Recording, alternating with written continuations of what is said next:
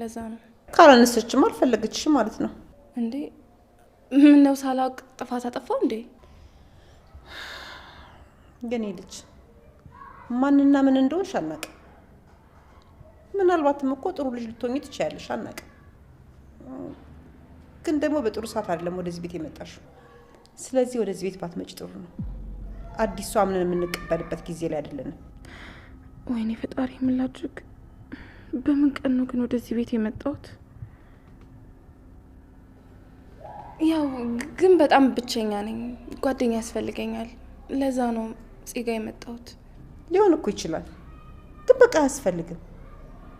ቆይ ለማንኛውም የማን ልጅ ነሽ? ሰፈርሽ የት ነው? እኔ እዚህ ሰፈር ነኝ፣ ብዙ አርቅም። ግን ያው የቤተሰቦቼን ስም ብነግርሽ ብዙም ላታውቂያቸው ትችያለሽ። ለምን አላውቃቸውም? በይ ዝም ብለሽ ንገሪኝ፣ ከዛ ለማወቅ እናያለን። እዚህ ሰፈር ያሉትን በሙሉ አውቃለሁ፣ ምናልባት እናንተ አዲስ ገቢ ካልሆናችሁ በስተቀር። ለዚህ ሰፈር ግን ፊትሽም አዲስ ነው። በይ ንገሪኝ። ይቅርታ ግን የቤተሰቦቼን ስም ልነግርሽ አልችልም። አሃ፣ ድሮንም አንድ ተንኮል እንዳሰብሽ ጠርጥሬያለሁ። ሰላም እንዴት ናችሁ? ውዴ ቻናሌ ቤተሰቦች እንኳን ወደ ሰብለይቱ በሰላም መጣችሁ። ሐረግ ድራማ እንግዲህ በክፍል 142 ላይ ትንሽ ግራ የሚያጋቡ ነገሮች እየታዩ ይገኛሉ። እንደሚታወቀው ሉሊት እንዳበደች ነበረ ገኒ የምታውቀው። ነገር ግን ሉሊት ንጹህ ወረቀት ላይ ምንም አይነት ቆሻሻ ያልነካው ጽፋ ወረቀት በር ላይ አስቀምጣ ገነት አግኝተዋለች። እንግዲህ ሉሊት እንደሚታወቀው እንዳበደች ነው ገነት የምታውቀው። ስለዚህ ወረቀቱ እንዴት አልቆሸሸም ብላ ግራ ገብቷታን ገነት ይሄ እንዴት ሊሆን ቻለ? ምንድን ነው የተፈጠረው? ምክንያቱም ሉሊት የተለያየ ቦታ ላይ ምንም ንጽህናዋን አትጠብቅም አይደለ? ስለዚህ ንጹህ ወረቀት ላይ ጽፋ ልታስቀምጥ እንደማትችል ስለምታውቅ ነውና ገነት ያገኘችው ወረቀት ግራ ቢያጋባትም ቆይ ሴት ጎለየላት እንደያለች አሁንም የነቃች አይመስለኝም። አሁን ላይ ገነት በጣም ተጠራጣሪ ሆናለች። ቤታቸው ላይ ከደረሰው ችግርና መከራ የተነሳ ሰዎችን በፍጹም አታምንም። ለዛም እንግዲህ እንደምናውቀው አንድ አዲስ ሰው ወደ ሐረግ ድራማ የተቀላቀለ ሰው አለ። ለመጀመሪያ ጊዜ ወደ ድራማው ስናየው እንግዲህ ኤፉን እየተከታተላት ነበረ። ኤፉ በልጇ ሞት አዝና መቃብር ቦታ እየሄደች ታለቅስ ስለነበረ እሱም እዛ ቦታ እየሄደ እሷን በተደጋጋሚ ያያትና ተደብቆ ይከታተላት እስከ ቤቷ ድረስ ነበረ። እናም እሷን በተደጋጋሚ ከኋላዋ እየተከተላት እንደሆነ አይታው ድጋሚ እንዳይከተላት ብታስጠነቅቀውም ጭራሽ የናታን መኪና ውስጥ ሆን ብሎ ገብቶ በናታን የተገጨ መስሎ ወደ ቤታቸውም ገብቷል። እሱም ብቻ ሳይሆን አሁን ላይ ከናታን ጋርም ለጓደኝነት ስልክ ተቀያይረው እያወሩ ይገኛሉ። እንግዲህ ቀስ ብሎ ወደ ህይወታቸው የገባው ያ ሰውዬ ቢኒያም ግን ማንነቱን እያጣራ ይገኛል። የእሱ አልበቃ ብሎ እህቱንም ሳይቀር እንግዲህ እዛ ቤት ገብታ እዛ ቤት ያለውን ነገር ሁሉ እንድትከታተልለት የጽዮን ጓደኛ መስላ ወደዛ ቤት እንድትገባ ያዛታል።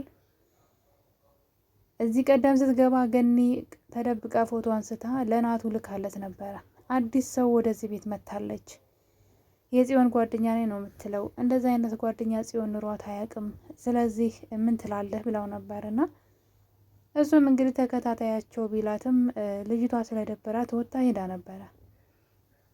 እዛ ቤት አልሄድም ብትለው ወንድሟም አሁንም መሄድ አለብሽ በማለት በድጋሜ ጽ ጋ እንድትሄድ ይልካታል።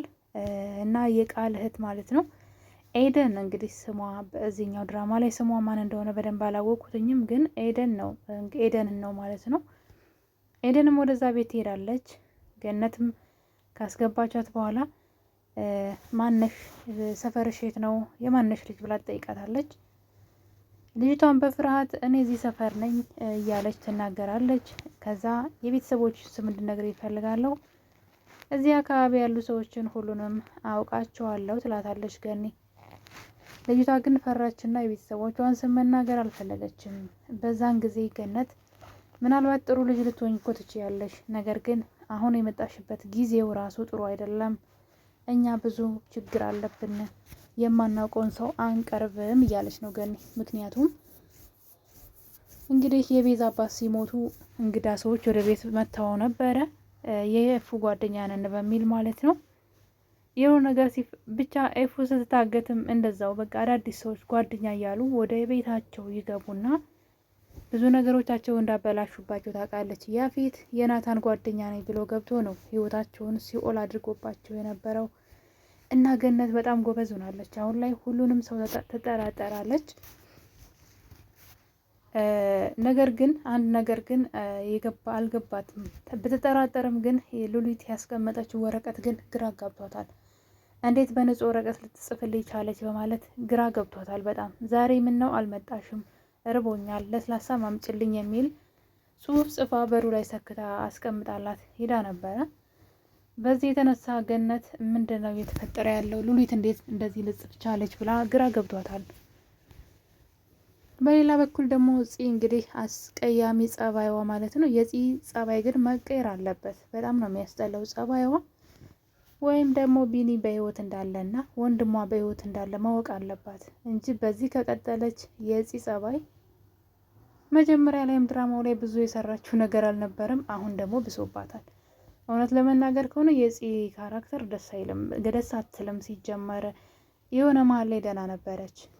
ካያችሁ ኤፍራታ ከታገተችበት ጊዜ ጀምሮ ያለችው ጽዮን በጣም ጥሩ ነበረች እስከ መጨረሻው ድረስ ያለችው ማለት ነውና እየተሻሻለች ልትሄድ ሲገባ ከህይወት እየተማረች ወደ ኋላ መሄዷ ትንሽ አስገርሞኛል። የጽዮን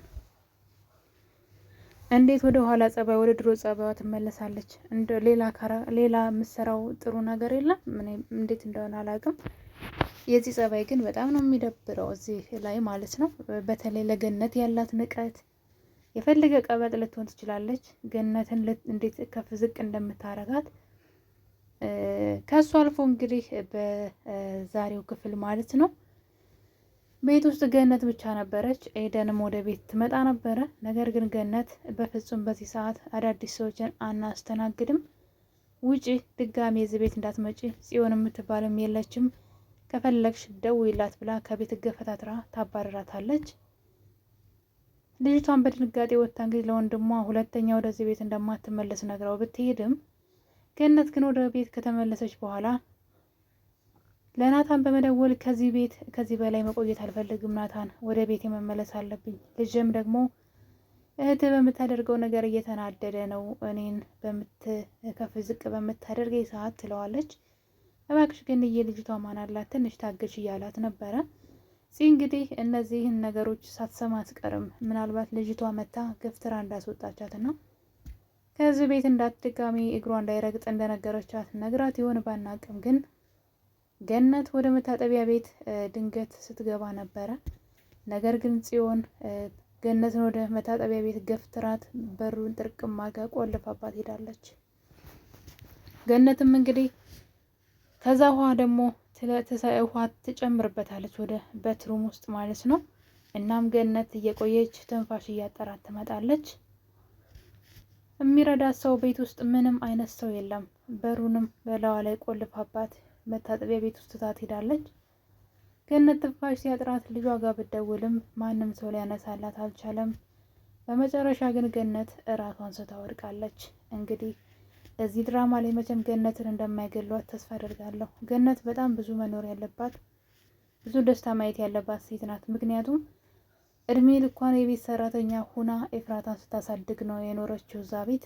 ዳጊን እንኳ በደንብ አይተው አታውቅም። ስለዚህ የእረፍት እንጀራ ያስፈልጋታል። እረፍት አድርጋ የልጅ ልጅ ማየት አለባት። ስለዚህ ገነትን ሊገሏት አይገባም። ነገር ግን ገነት እንግዲህ ከዛ መታጠቢያ ቤት ተርፋ ከወጣች በቀጣይ ክፍል የምናይ ይሆናል። ራሷን ስታ መታጠቢያ ውስጥ ቤት ውስጥ የሚረዳት አታወድቃለች። ይህ ሁሉ ተንኮል እንግዲህ የጽዮን ነው። ለገነት እንኳን ማትመለስ ይሄ ደስ የማይል ማለት ነው። አስጠሊታ ጸባይ ነው ያላት ገነት ወይም ኤፍራታ። ማንም ሰው ምንም ያደርጋት የለም። ከተቆጣችም ወንድሟ ላይ ትቆጣ። ሲጀመር የጥፋት ሁሉ እንትን እሷ ናት እንጂ ወንድሟ ወይም የሆነ አካል አይደለም። እና የጽ ጸባይ ግን እዚህ ድራማ ላይ ቢስተካከል ባዮች ነን ብዙዎቻችን ማለት ነው። ደስ አይልም የምታደርገው ነገር ምንም አያስተምርምም። እየተጃጃለች ነው እንደ ድሮዋ ማለት ነው። መጀመሪያ ላይ እንግዲህ ለወንድሟ በጣም ህይወቱን ስታመሰቃቅልበት፣ ወንድሟን ህይወቱን ሲኦል ስታደርግበት ነበር ስናይ የነበረው። የማይፈልገውን ህይወት እንዲኖር በጣም ብዙ መጥፎ ነገሮችን ከቤዛ ጋር ሆነው አድርገውበት ነበረ። ግን ከዛ ነገር ተሻሽላ ደህና ሰው ሆና ነበር። አሁን ግን መልሳ ከዛ የባሰ አስጠሊታ ሆናለች። እንግዲህ ለቤተሰቦች ሐረግ ድራማ ክፍል 142 ላይ ገነት እዛ መታጠቢያ ቤት ውስጥ ራሷን ስታወርቃለች። ስልክም ስትደውል ለሚያነሳላት ሰው ባለመኖሩ ከዛ በኋላ ግን እሷ ወድቃለች። በቀጣይ ክፍል እንግዲህ ገነት ሰው ደርሶላት እንደምታርፍ ተስፋ እናደርጋለን። ሁላችሁንም አመሰግናለሁ ስለነበረን ቆይታ። በቀጣይ እስከምንገናኝ ቸር ቆዩልኝ።